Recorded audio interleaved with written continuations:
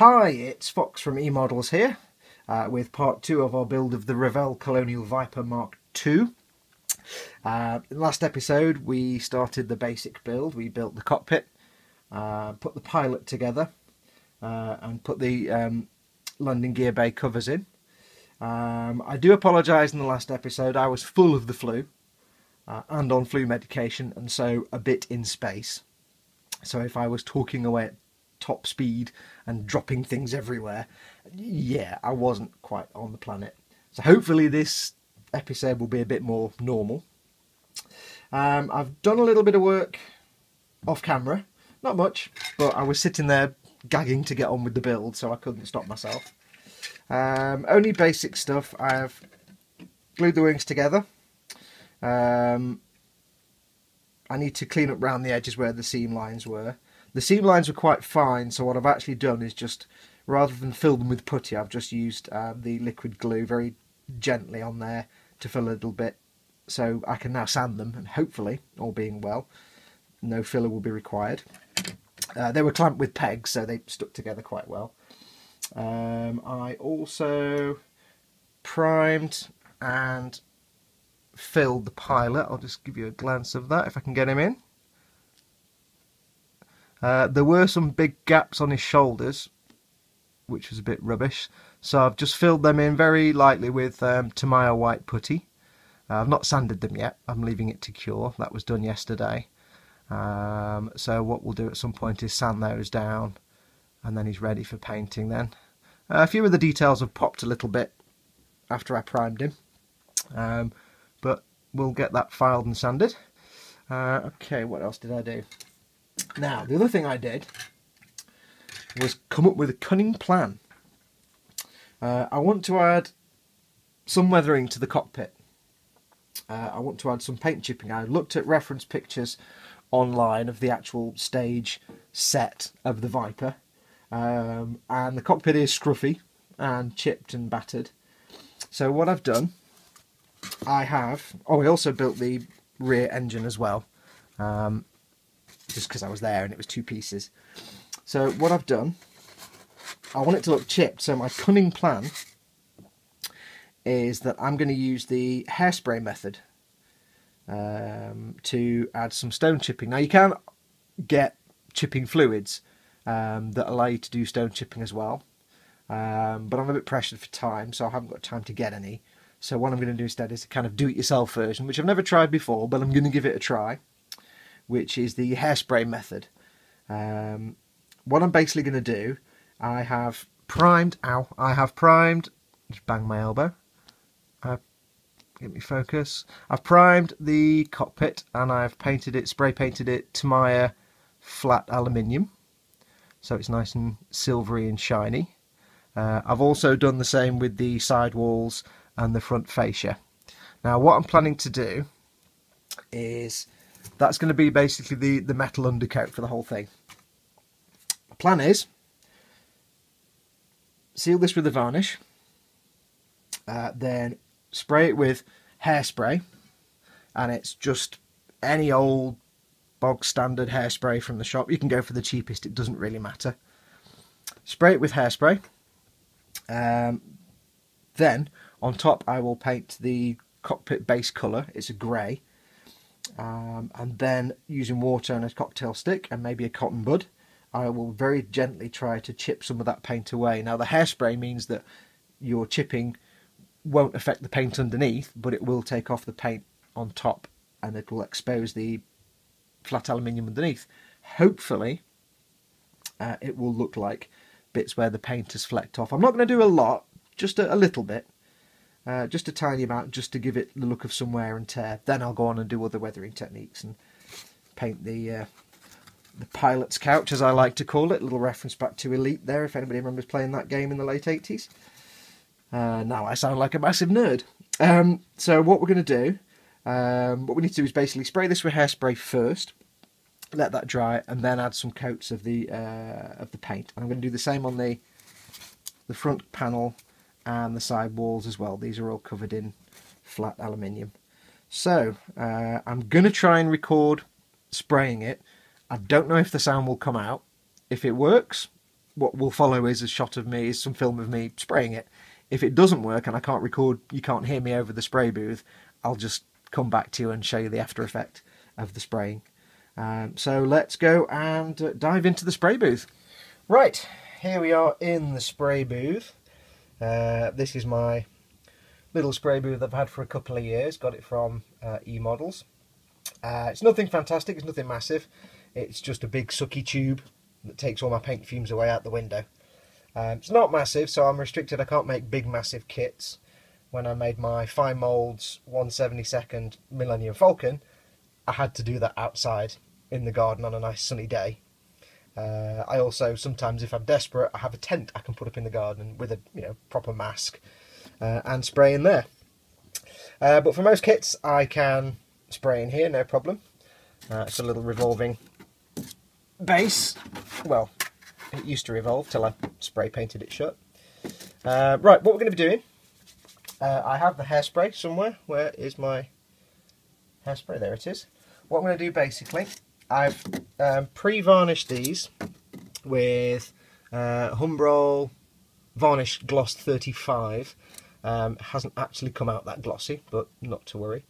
I wanted to keep the metallic colour shiny, but it's not come out that shiny, but never mind. So I've varnished these. That's just to protect the paint that's already on there, the flat aluminium.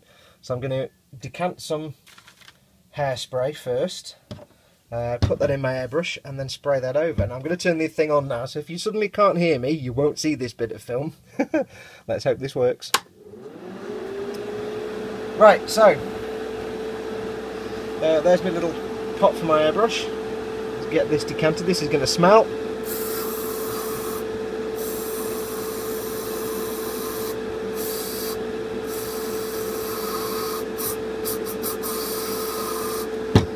That's probably more than enough. Let's get it on my airbrush. Not much for you to look at right now while I'm doing this. Now the airbrush I'm using, my normal proper top loader's died, so I'm having to get replacement at some point. This is just a Cheapy Chips Spraycraft. It's 45 quid. Not really great for fine painting and details, but it's absolutely fine for coverage. It's not the best spray gun in the world, and it's a bit blasty, but what the hey. Right, so let's get these sprayed, shall we? I'm just going to keep them on the phone. Okay, right, let's, fingers crossed, let's hope this works. Never done this before.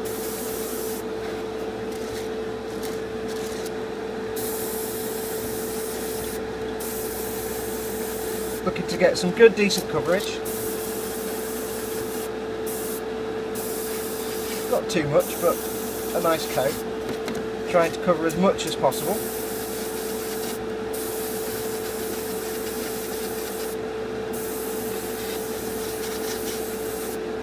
Probably a little too much, but should be fine.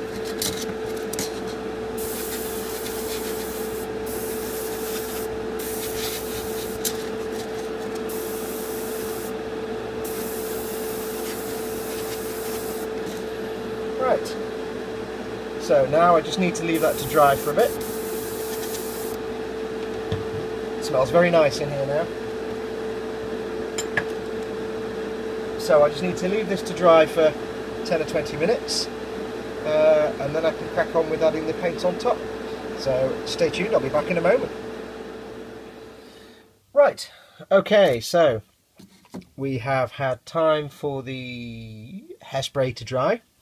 So what I'm going to be doing now is, on top of the dry hairspray, I'm going to paint the base coat for the cockpit. Now that is Tamiya Neutral Grey XF53. What I've mixed up a little pot for my airbrush. Just some neutral grey, if you can see that, with about 50-50 neutral grey and Tamiya thinner. So this is what I'm going to be spraying on. Now this spray gun isn't the best in the world, as I said before, so this could go one of two ways. One of them being awesome, the other one not so much. Having to be really careful not to overspray because it is prone to doing that because it's quite a powerful spray. So let's just see what we've got. That's cool. Right, so I'm going to do these one by one rather than all at the same time, just so I can get a bit more control of them. And this is where I'm bending my arms in all the wrong directions now so I'm not blocking the camera. Okay, let's give this a go and see what happens.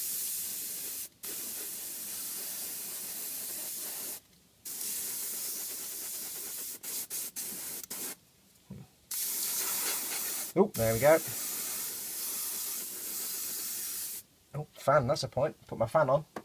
Idiot!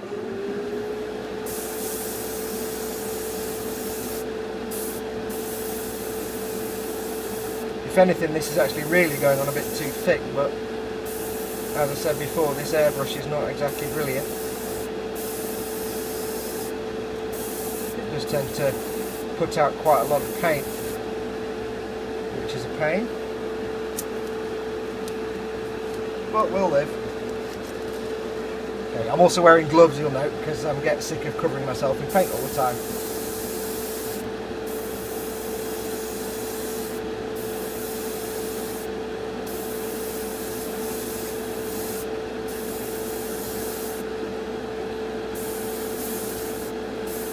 Now, I'm sure some of you might be watching me do this and thinking, my God, he has the worst spray technique in the world. Well, I'm not a professional, nor have I ever claimed to be. I can't get this back in the phone.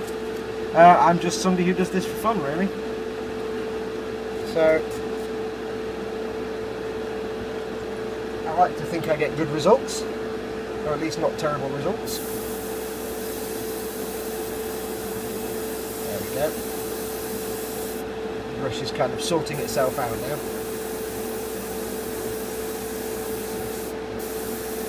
I don't really need to do this back bit, but I'll do it anyway. So this coat is going on top of the hairspray, and if I just left it, it would be absolutely fine. But what I'm going to be doing is distressing it. There we go. It takes a while for this airbrush to find its perfect balance of air and paint.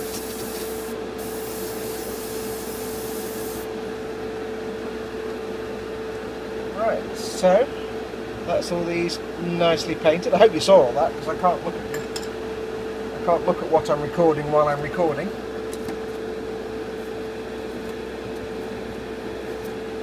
Let's just have a quick look and see. Yeah, that's kind of covered everything. I got a bit too much on the cockpit really, but it's kind of the spray gun throwing a hissy fit. So, right, we shall now leave that to dry for maybe 25-30 minutes, and when we come back, we will start the chipping process and see if all of this has worked or if it's gone horribly, horribly wrong. Back in a minute. Okay. Right, I've given the paint some time to dry, so it's nice and dry now, dry thoroughly. I actually had to leave it for about 2 hours because we had the water board turn up outside on our street and start working and then turn the water off and not actually tell anybody. So fun and games, resetting boilers and things. So anyway, paint's dried. What we're going to do now is try and see if we can actually get the paint to chip in a convincing and not over the top manner. What I'm going to need is a modelling knife, trusty cocktail stick, and a couple of cotton buds or Q-tips to our Colonial cousins. What we're basically going to do, the paint on the top is the neutral grey, that's just a layer of paint. Underneath that is the hairspray, and then underneath that is the varnish and the original metallic paint. Basically what I'm going to do is soak the paint with the with a brush, actually. Find the brush. Soak some water onto the paint. Give it a minute or so for the water to soak through. the nail varnish acts as a protective hydrophobic barrier. It stops the water going through, and therefore the paint on top loses purchase on the varnish, and if you gently scrape it or scrub it with a cotton bud, it should come off, and it should hopefully be a realistic kind of paint chip. So enough of me waffling. I did manage to get a little bit of water before they turned the water off. So what I'm going to do first, let's try it on one of these side panels so it's easier for you to see. Well, first thing I'm going to do is take my cocktail stick, and I'm going to just shave the end off. I want a pointed end. This is where I stab myself in the finger again, no doubt. Apologies if the camera shakes. I need a sharp, pointy end. Cool. Now, mess. Right, so let me just make sure you're in focus. So, the first thing I need to do is soak the water onto the piece. See how well this works. Now, it doesn't look like it's going anywhere, but it should sort of soak through, and you can overdo it. You can be really generous with the water. While I'm doing this, I'll update you, I did a little bit of research on this Revell kit. If you remember in the last episode, I was saying that I wasn't sure how you can have the Revell kit and the Mobius kit, and they look very, very similar. Apparently, Revell have the license to distribute the kit in Europe. And it is actually the Mobius kit, it's the Mobius moulding. If you look on the inside of one of the wings, there's the Mobius Models logo. It seems that Revell have basically licensed their master mould and produced their own print of the kit. Now I have to say, the Mobius print is slightly better, but for all intent, in terms of flash, for all intents and purposes, the two kits are basically identical. That's why you get the same stand. So if you're choosing between the Mobius kit or the Revell kit, to be honest, either is fine. A bit more flash on the Revell kit. The only difference with the Mobius kit is the pilot is resin, not plastic. Slightly better quality. Oh, and it's also 1/32 scale, because it's the same as the Mobius, which is 1/32 scale. Right, that's soaked in a bit. Let's give this a try, shall we? Now, I've never done this before, like I said, so this could just go nowhere, or it could look awesome. So I don't know if you can see this. Let me just check focus. Right, let's see what happens. Possibly nothing at all. Oh, no, there you go. It's actually quite easy. It's actually quite extreme as well. So what I'm doing, I might do this with the cotton bud just to make it more subtle, but around the edges here I'm going to just gently expose that to show some chipping. Now, if I'd been thinking about it and prepared properly, I would have used something like Alclad, which are metallic paints, and they're actually metallic, so they look much better than normal paints.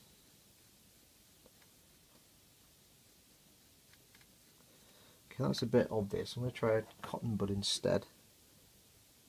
Just see if I can break that out a bit. I don't want it to be too obvious. Unfortunately, it's not a massive scale kit, so that would make it maybe look better. I'll do some on the top edge here. Nothing with that. Really, you're looking at suggesting places where there is wear and tear, and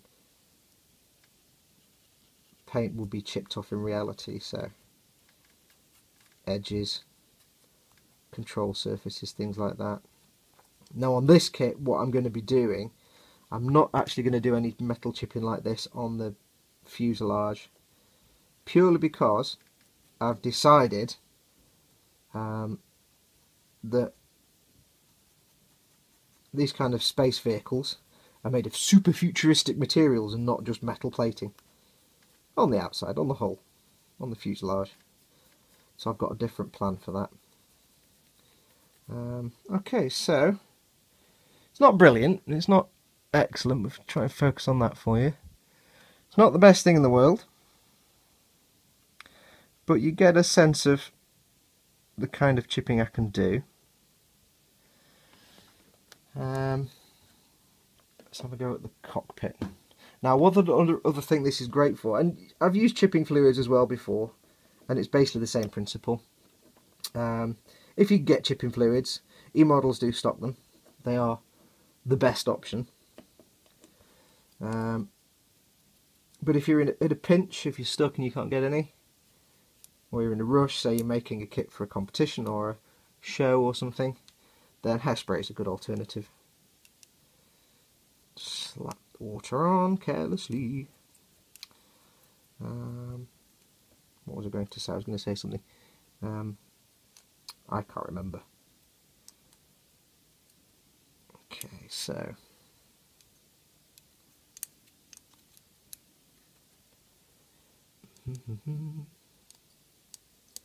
just let that soak for a minute.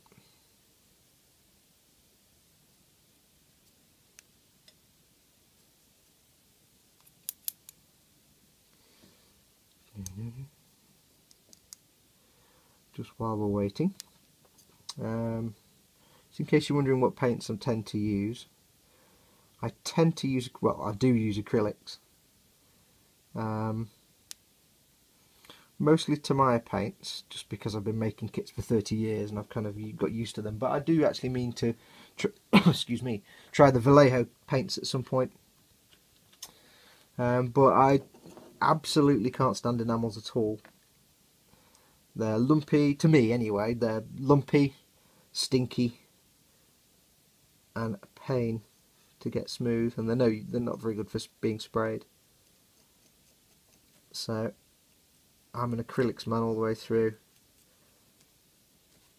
just because they're less mess, water based. You're not having to use white spirit or anything as a thinner. You can clean your brushes off in a cup of water. That's what I use, and they don't mess your brushes up. And again, they just don't stink. Well, some of them a bit sticky, but not too stinky. Just get some good old wear and tear around here. Can be a bit tough. I hope you can see this.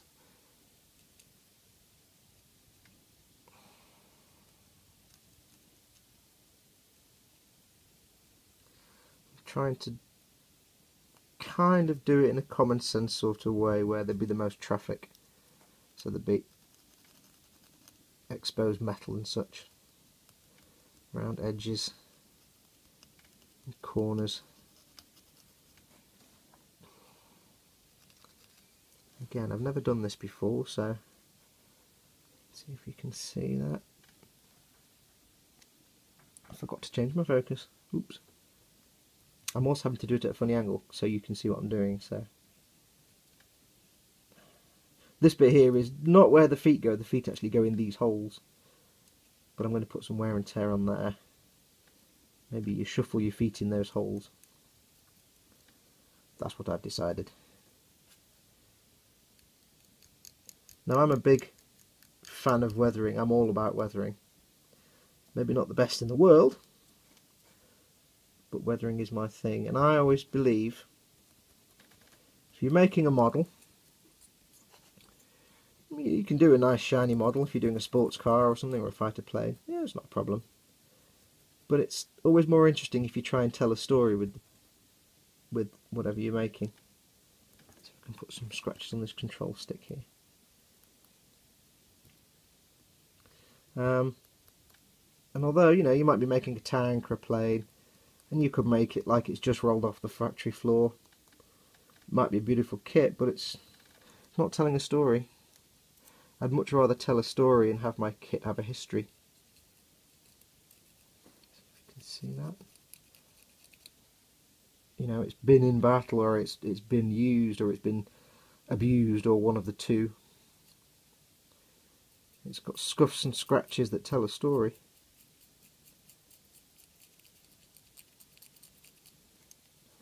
And I do tend to find myself standing around outside sometimes, at work or anywhere, looking at vans and trucks that are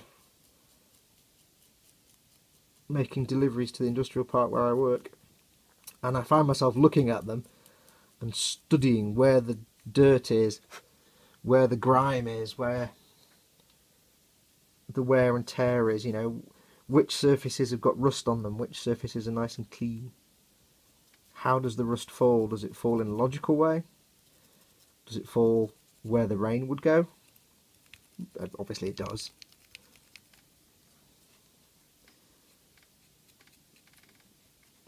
Making a right mess of this cotton bud.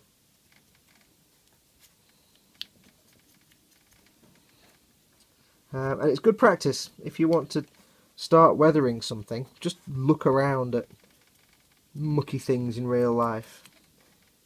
If where you work has trucks or vans, have a look. As you're driving past a lorry on the motorway, check it out. Have a look underneath.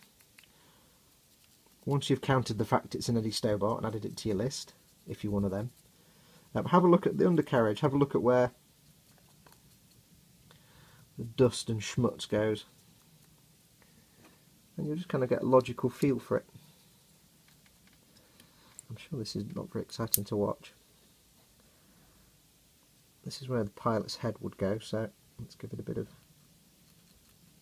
ding in the paintwork. Oops.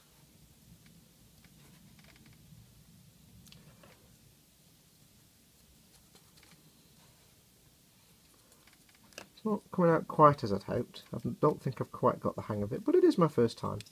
So, using this method, put my teeth in again.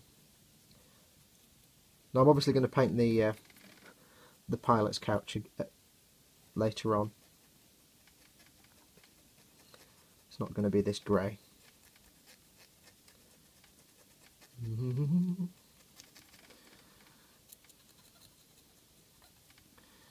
Right. I think that will do for the cockpit. Bit scuffed and scraped. Probably half of this will be covered up by decals, but never mind.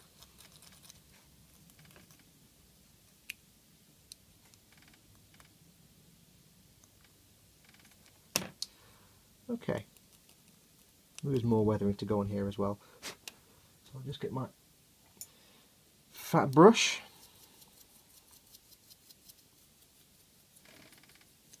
Get a loose debris out. Okay.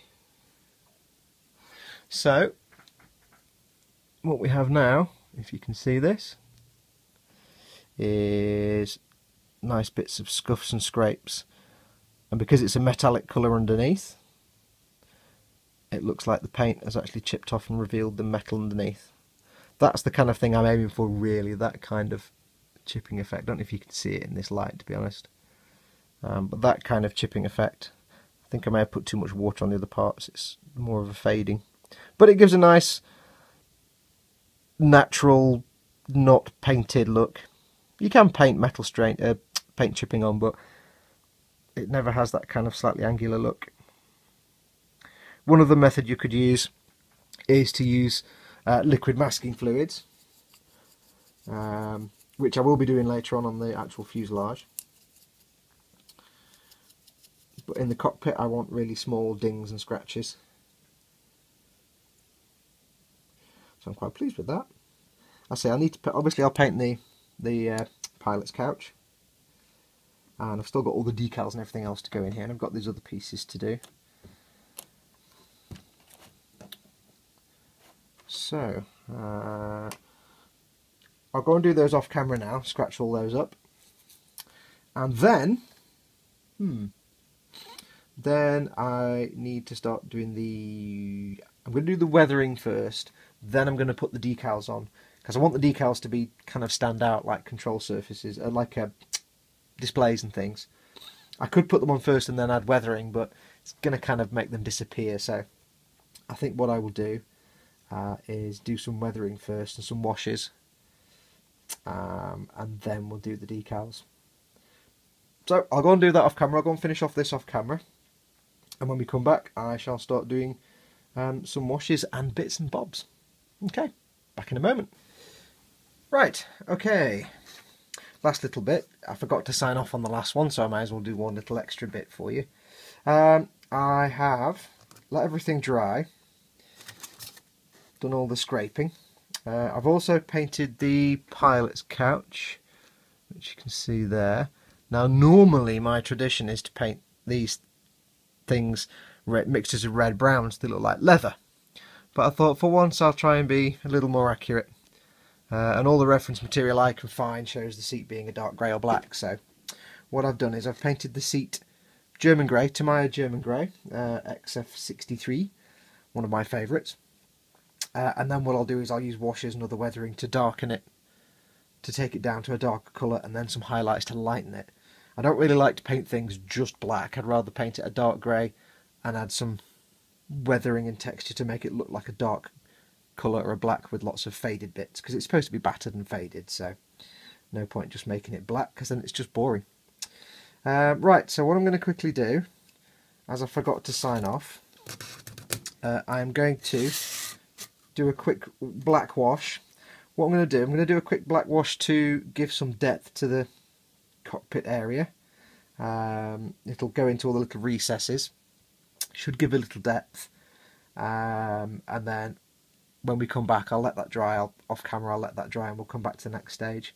Once we've done a black wash, what I intend to do then is some pastels and other colours for weathering on the pilot's couch and also on the rest of the cockpit, and then seal that off. Then we can do some highlights in a lighter grey colour to bring out the edges a little bit, not too much because I don't want to lose all the metal scraping, and then maybe a little bit of, after we've done the decals, a little bit of metallic grey, or even before maybe, just to get some more metallic edges. So just very quickly, do a quick black wash. Now this is just Tamiya XF1 flat black, mixed with some Tamiya thinner. What I used to do before I got these big pots of thinner, which are really handy, I used to just get a pot of thinner like that, and I used to mix in a dot of the paint I wanted. Now I think this one is black. I'm not quite sure, it could be smoke, but I think it's black. And if it is black, one of my pots of black has some metallic flakes in it, and I don't quite know where from, so let's see what happens. So what I'm going to do is, it's a very thin wash. I'm actually going to add a little bit more thinner just to make sure it's not too thick, using my big sucky tube. Bit more, that'll do. Oops, missed, fail. Give it a good shake. Now I will admit, when I'm doing washes I much prefer using oil paints. Oil paints are less grainy than acrylics. I'm going to have to do this over here, so I'm afraid you're not going to see much. But really, with the wash, all I'm going to do, there are different ways of doing washes. Some are washes where you cover the whole panel and then rub it off. This is just a quick thinned paint wash. I won't be rubbing it off, I'm literally brushing it on, letting it accumulate into all the little nooks and crannies. And then when it dries, the recesses it sticks in will be darker, and it'll have darkened the paint a little bit as well. And the good thing is, you don't have to think about this. It really is just a case of slap it on. So let's just wash it in, if I can see what I'm doing. And I'll try not to get my entire head in the shot this time, like I did a minute ago. When I watched it back I realised all you could see was my head in a lot of those shots, so I do apologise. Old man eyes, you see. I have to get up and close and personal. I'm probably doing it again actually. I have to get up close and personal to see what I'm actually doing, so let's have a look, get some wash in there. You can be kind of careless and just slap it on.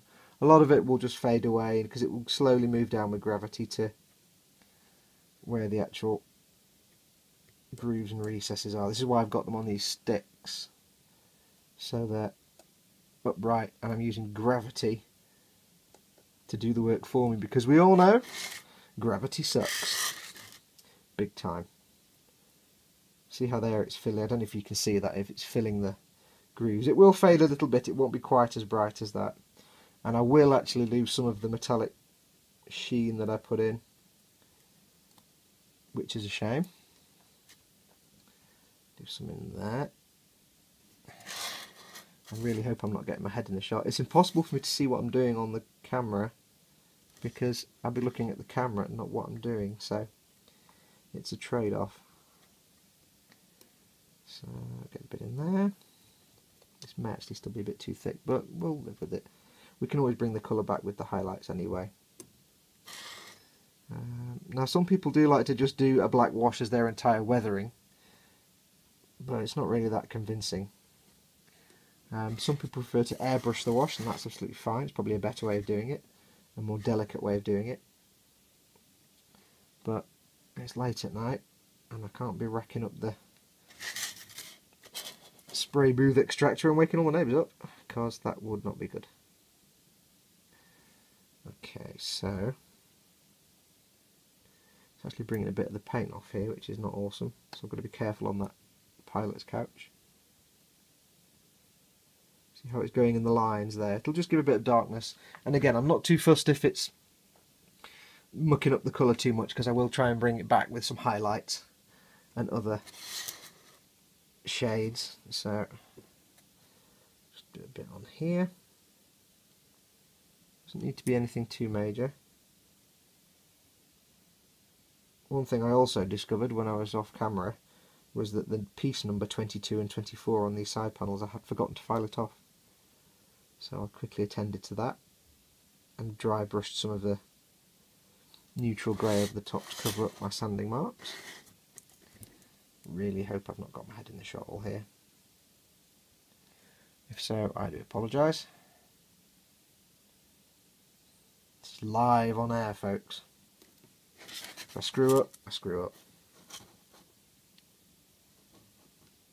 Well, it's not live when you're watching it. It's live when I'm doing it. I also did a little bit of filing on the Dradis screen here, because there was some gloopiness from the clear glue. Right around the back here.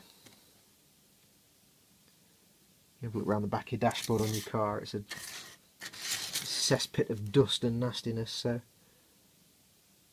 basically I'm basing this on my car, which is a cesspit of dust and nastiness, which, considering my day job is detailing, it's not very good. Right, so that'll do for that wash. It's only a quick wash, it's just to kind of emphasise the low lights a little bit. I'll leave that to dry now. When we come back, I will plan my next move. I've got to try and think ahead a few steps, and then with modelling you have to think ahead a few steps. I want to put the decals on, but I want to keep them looking nice and shiny and standing out a little bit, so I'll do all the weathering. So after the black wash, I'll probably do some dry brushing on the pilot's couch to bring out the light shades. Might have to do another wash to get the colours back again. And then I will do some pastels just to break up the colour a bit. Some detailing pastels on there just to make it less grey, and then I'll varnish those in. Those will be locked in. Do a little bit of dry brushing over the top to bring out the raised details. Varnish that, and then with a gloss varnish, and then I can do my decals. So that will do us for this episode. Not terribly exciting, but it's all good fun. I will see you again next time. As always, oops, that's a bit messy. Look at me, I'm messing up the logo. As always, for all your modelling needs, pop along to eModels.co.uk. They've got just about everything you need, and as I always say, if they haven't got it, you don't need it. And its service is impeccable. Last time I gave you the wrong address for the Facebook page. It's facebook.com/eModelsUK. If you go to just /eModels, it's some Polish modelling site, as in photographic models. It's not the right page. So oops about that. Yep, go along to eModels.co.uk. Loads of stuff, big range, smart guys. And facebook.com/eModelsUK. Nice little community, really great. You'll have a laugh. Post up photographs of your pieces, show them off to the world. Sometimes they'll swap them around to the front page for extra cool showing off. And that's about it. We will catch up with you next time. So until next time, hasta mañana.